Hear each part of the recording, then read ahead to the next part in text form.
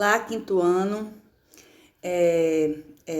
Hoje, agora, nessa explicação desse vídeo, nós vamos fazer a nossa prova de História e Geografia. Eu fiz uma única prova, certo? Para as duas disciplinas, que é História e Geografia.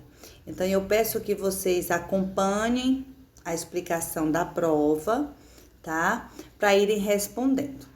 Se não entendeu uma questão, volta o vídeo, lembra do que vocês estudaram, mas preencham a prova correta, tá bom? Na primeira questão de História e Geografia, nós temos falando sobre o normandismo, sobre os nômades. Lembram daquele povo que não tinha residência fixa, que ficavam sempre mudando de um lugar para o outro, sempre em busca de água, de alimento? Pois é, a primeira questão é sobre isso, tá? Aqui diz assim: o normandismo caracterizou o modo de vida dos primeiros grupos humanos. Esses grupos viviam dessa forma devido à necessidade de quê? Qual era a necessidade desses povos nômades de ficar mudando, né, de um lugar para o outro? Então, eu tenho quatro alternativas, onde somente uma vai estar correta, certo? Então, vamos para a próxima questão. A número 2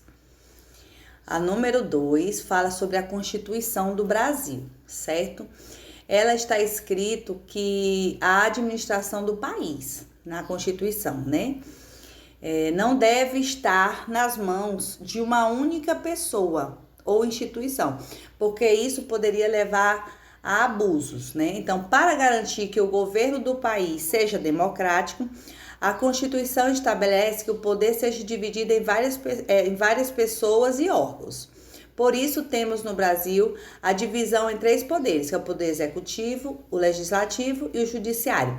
Então, com base nesse texto que eu acabei de ler, é possível perceber que a administração do Brasil está dividida em três poderes. Com objetivos, temos um estado autoritário, é um estado frágil, é um estado democrático ou desorganizado.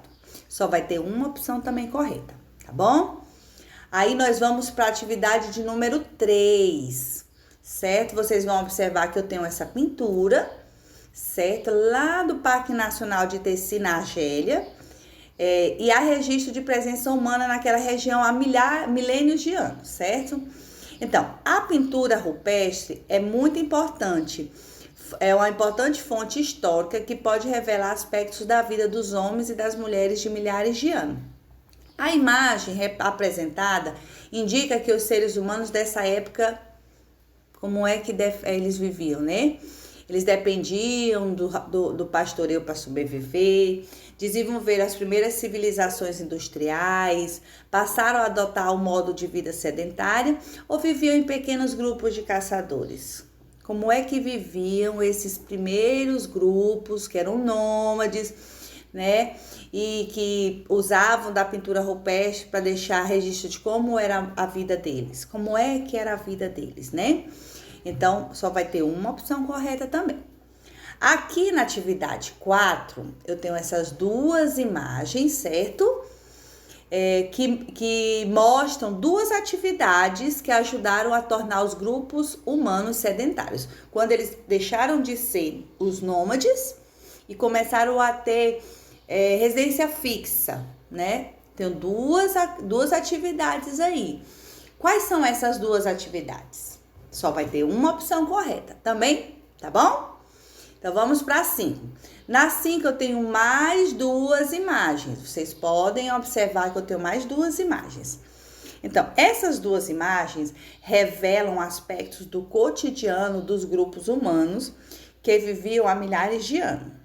Escreva a diferença de modo de vida do povo da primeira imagem e o modo de vida da segunda imagem. O que é de diferente de uma para outra, certo? Vamos para a próxima, a 6, aqui embaixo. A 6, já trabalhando já geografia, tá? Identifique-se na imagem, é rural ou urbana. Vai ter uma correta. Essa imagem aí, ela é urbana ou ela é rural, né? A 7, A representação plana em forma de mapa do planeta Terra, do planeta, é o... Como é que eu chamo aquela parte que mostra todo o planeta Terra, só que plana, aquela que ela é todinha, ela não é em formato de esfera, aquela que é compridinha, de formato plana. Como é que é o nome? É globo terrestre ou é planisférico? Eu tenho uma certa também, tá bom? A 8. Como se chama a linha vertical, né? Que divide a Terra ao meio em hemisfério ocidental e o hemisfério oriental. Como é que eu chamo? Aquela linha que divide o planisférico assim, ó, bem no meio. Como é que a gente chama, né? Facinho. Vamos para 9. A maior parte do território brasileiro encontra-se em qual hemisfério? O norte ou o sul, tá? A maior parte do território brasileiro. O Brasil fica aonde? Em qual parte do hemisfério? Do norte ou do sul? Só tem uma correta, tá bom?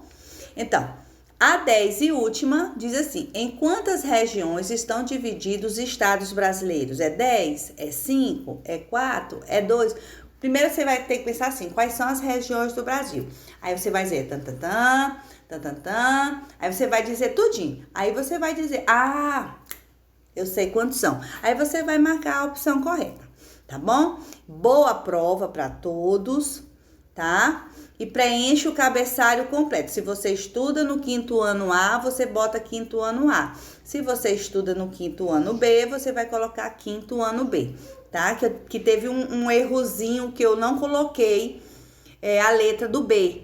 Então, quem for da turma do 5º ano B, coloque a letrinha do B no lugar da letra A, tá bom?